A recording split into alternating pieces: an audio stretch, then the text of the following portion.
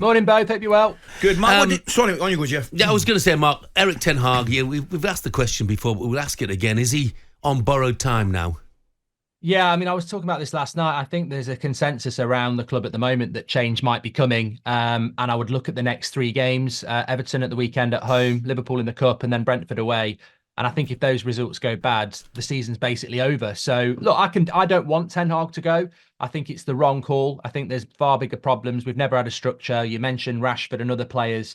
But having said that, we've lost 11 games this season. So, yeah, I'm quite comfortable with the next three games being pivotal to the future, because as much as I want him to stay, you're also Manchester United, and it's been a bit unacceptable, some of the results this season.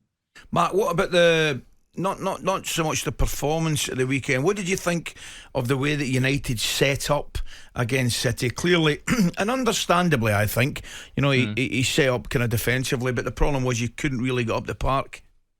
Yeah, I mean, I think that I've seen some people criticising it, but I think 99% of teams in the world would go to Man City and play like that. I saw Liverpool there before Christmas and they played defensive. Obviously, they're a better team, but I think nobody goes to City and goes toe-to-toe, and it would be footballing suicide for Manchester United to do that. So I thought they defended really, really well. But the consistent problem with United is that the Bruno Fernandezes, the Marcus Rashfords, the Garnachos, the McTominays, they just didn't alleviate the pressure on the defence. It just kept coming back all the time.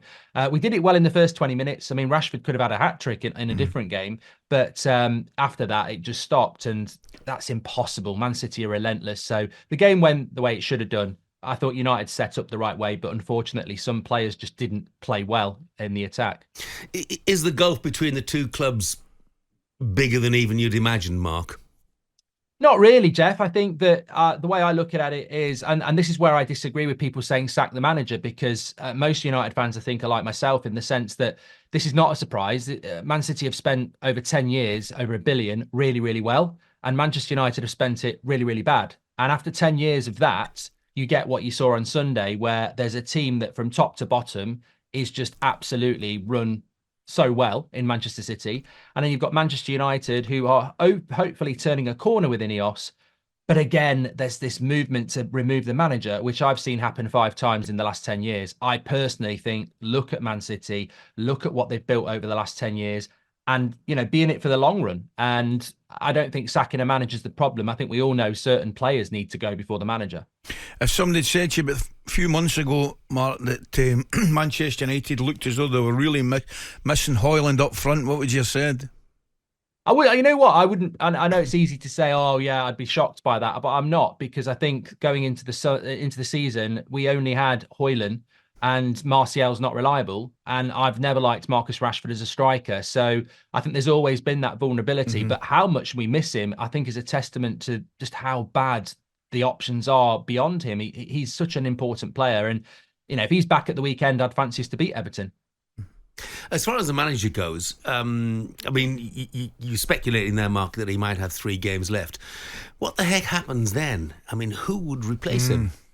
Yeah, I'm not. This is one of the big problems as well, Jeff. I'm not convinced by anybody. I mean, I was saying last night that I think if Ten Hag was at Ajax and we were looking for a manager, we'd be looking for Ten Hag, because that's the sort of market the managerial merry-go-round's going to be in.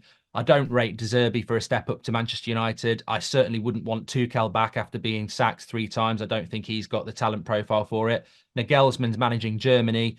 I just think there's a lot of people screaming to change the manager, but then there's not really anybody jumping out. If Ancelotti was there, or, somebody like a Pep Guardiola, you'd go, come on, let's do it. But the problem Ineos have got is if you sack Ten Hag, I think there's a really big chance you're sacking another manager in the next 18 months. And that's just the Glazer plan. I think the braver and right thing to do is look at what happened with Arteta. He finished 8th and then they were in a title race. I think stick with the manager for another year, remove some of these players, because you can't win a title with the likes of Bruno and Rashford as your key players. I'd rather see bigger decisions than that than changing a manager. Mark, just a quick one, and if I've missed it, I apologise. Is there any latest on the movement in new stadium or getting work done on the stadium? Not really heard anything at the moment. I think that it's still up in the air as to what United are going to do. I think ideally they'd like a bit of investment from the local government and a move and build this big Wembley of the North. But if that doesn't happen, I think financially they may end up just staying at Old Trafford and renovating it. But there's not been anything for a couple of weeks, to be honest, Ali. Mark, you've done your title 11. What is it? Yes. Okay, so I've got this is combined, isn't it, of the top three? Yeah. So I've got Alisson in goal, Trent, Van Dijk, Saliba, and Robertson. I've then gone Rodri, Rice, and De Bruyne, and then I've gone Salah, Hojlund, and the big one for me is I'd put Saka on the left wing. Okay, interesting. Ali will be giving us his a little bit later this morning. Mark, thanks very much indeed. Cheers, take care. No Kyle Walker. What's happened to that man? No Kyle Walker in mine either, by the way. Stephen, the Manchester United fan, says, absolute nonsense. The manager is going nowhere. And listen, we'll win the league at United in the near future. talkSPORT Breakfast, waking you up Monday to Friday morning from 6 a.m. on AM, on DAB, via the talkSPORT app and on your smart speaker. talkSPORT.